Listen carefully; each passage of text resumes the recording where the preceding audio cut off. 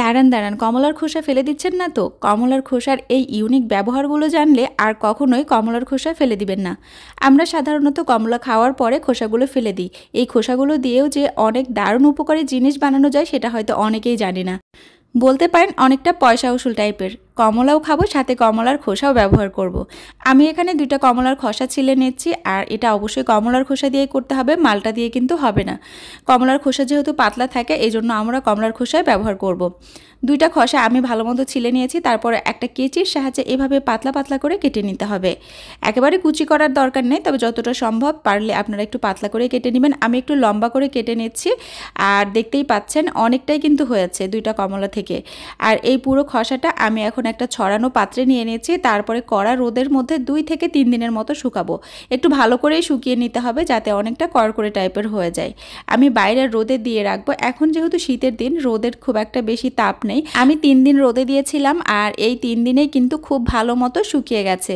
আপনি হাতে ধরলেই বুঝতে পারবেন অনেকটা শক্ত হয়ে যাবে, আর যখন উপর থেকে ফেলবেন তখন দেখবেন যে কিছুটা শব্দ হচ্ছে।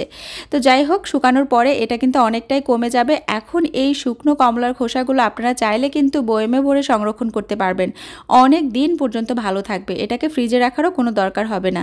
তারপর আপনি আপনার প্রয়োজন মতো ব্যবহার করতে পারবেন, যখন যেভাবে যতটুকু প্রয়োজন। তো আমি এভাবে সংরক্ষণ করছি, আর আমি এই খোসা দিয়ে কি বানাচ্ছি সেটাও দেখিয়ে দিচ্ছি। এত নামি দামি জিনিস বানানো যায় সেটা হয়তো অনেকেই জানে না। আমি একটা বাটির মধ্যে কিছুটা কমলার খোসা নিয়ে নিলাম, আর এই খোসার সাথে দিয়ে দিচ্ছি মসুরের ডাল। এখন এই 2টা একসাথে খুব ভালো মতো ব্লেন্ড করে নিতে হবে, তবে পানি দিয়ে কিন্তু না, এটাকে শুকনো করে আমি গুঁড়ো করে নিচ্ছি। আর গুঁড়ো করে নেওয়ার পরে এত সুন্দর একটা ঘ্রাণ বের হবে। আমরা বাজার থেকে অনেক টাকা দিয়ে কিন্তু এই ধরনের ফেস প্যাকগুলো কিনে থাকি। ঘরেই যদি ন্যাচারাল উপায়ে এত সুন্দর এবং সহজভাবে বানানো যায়, তাহলে কি আর বাজার থেকে কেনার কোনো প্রয়োজন আছে টাকা খরচ করে? বলেন তো। কমলাও কিনবো টাকা খরচ করে, আবার কমলার খোসাও ব্যবহার করবো, কি দারুণ তাই না? এখন এই গুঁড়োটা আপনি চাইলে কিন্তু সংরক্ষণ করতে পারবেন যে কোনো এয়ারটাইট বক্স বা বয়মে ভরে।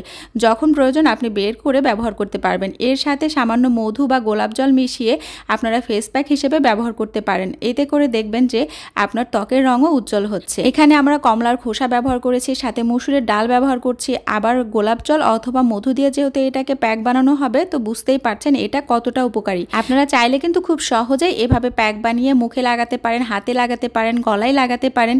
তো একটা টিপস তো দিলাম। এইদিকে আমি কিন্তু কমলার খোসা দিয়ে চাও বানিয়ে খাই। এভাবে চাইলে আপনারা সকালে বা সন্ধ্যায় কমলার খোসা দিয়ে চা বানিয়ে খেতে পারেন, দেখবেন খুব রিফ্রেশিং একটা ফিলিংস আসছে।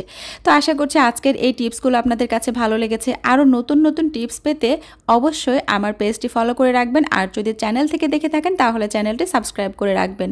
আশা করছি আমার আজকের এই সুন্দর সুন্দর কিউট কিউট টিপসগুলো ভালো লেগেছে। সবাই খুব ভালো থাকবেন, সুস্থ থাকবেন, আর আমাদের জন্য দোয়া করবেন। বিদায় নিচ্ছি, আল্লাহ হাফেজ।